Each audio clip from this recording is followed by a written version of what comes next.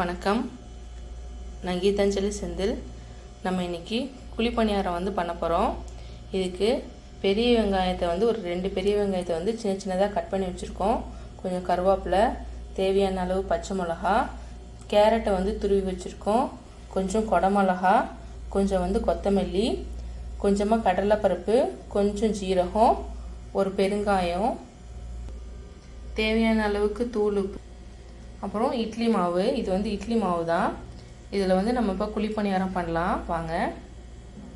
இப்போ இந்த மாவில் நம்ம எல்லாத்தையுமே கலந்துக்கலாம். ஃபஸ்ட்டு கேரட் போட்டுக்கலாம், அப்புறமா வெங்காயம் போட்டுக்கலாம். தேவையான அளவுக்கு போட்டுக்கோங்க, நிறையா இருந்தாலும் நல்லது தான். கருவேப்பிலை, பச்சை மிளகா,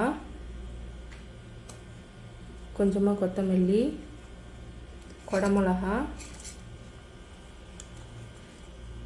அப்புறமா இந்த கடலைப்பருப்பு, சீரகம், தேவையான அளவுக்கு உப்பு சேர்த்துக்கிட்டு பிசைஞ்சு விட்டுக்குங்க. இட்லி மாவில் ஏற்கனவே உப்பு இருக்கும். இப்போ நம்ம அந்த வெங்காயம் இதுக்கெல்லாம் உப்பு போட்டுக்கிறோம். உப்பு போட்டுட்டு ஒரு கிண்டி விட்டுக்குங்க.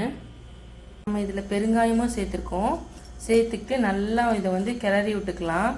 நல்லா பிசைஞ்சு விட்டுக்கலாம் மாவை. இது கொஞ்சம் இட்லி மாவுங்கிறதுனால கெட்டியாக இருக்கிறதுனால நம்ம கொஞ்சமாக தண்ணி சேர்த்துக்கிறோம்.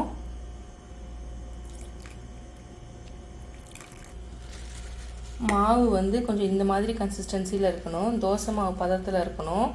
அப்போ தான் குழிப்பணியாரம் நல்லா மொறுமொறுன்னு வரும். அடுப்பில் நம்ம பணியாரக்கல்லை வச்சு குழிப்பணியாரக்கல்லை வச்சுட்டு இதில் எல்லா குழியிலையும் எண்ணெய் ஊற்றிக்கோங்க. எல்லா பக்கமும் இது சூடு பரவட்டும். அதுக்கப்புறமா நம்ம பணியாரத்தை ஊற்றி எடுத்துக்கலாம்.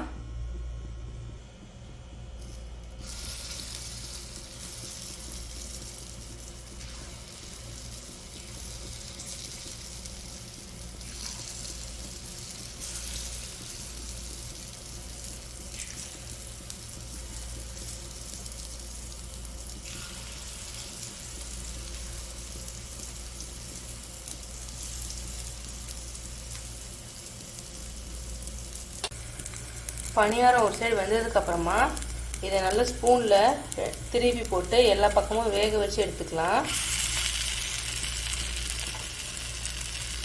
வெந்ததுக்கப்புறமும் எல்லா பக்கமும் திருப்பி விட்டுட்டு ஸ்பூன்லேயே திருப்பி விட்டுட்டு எல்லா பக்கமும் நல்லா ஈவனாக வேக வச்சுட்டு எடுத்து வச்சுக்கோங்க. இந்த குழிப்பணியாரத்துக்கு தொட்டுக்க தேங்காய் சட்னி பண்ண போகிறோம்.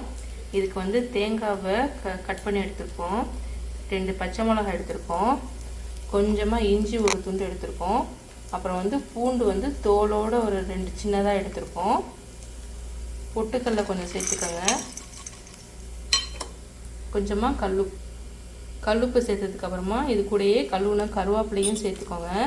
கருவேப்பிலையும் சேர்த்து அரைச்சிட்டிங்கன்னா நம்ம தாளிக்கும் போது கருவேப்பிலை சேர்க்க வேணாம். எல்லோரும் சாப்பிட்ருவாங்க, ஒதுக்கி வைக்க மாட்டாங்க.